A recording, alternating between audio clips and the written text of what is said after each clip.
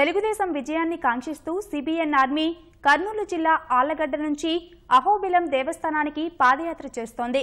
ఆళ్లగడ్డ తెదేపా అభ్యర్థి భూమా అఖిలప్రియ ఈ పాదయాత్రను ప్రారంభించారు.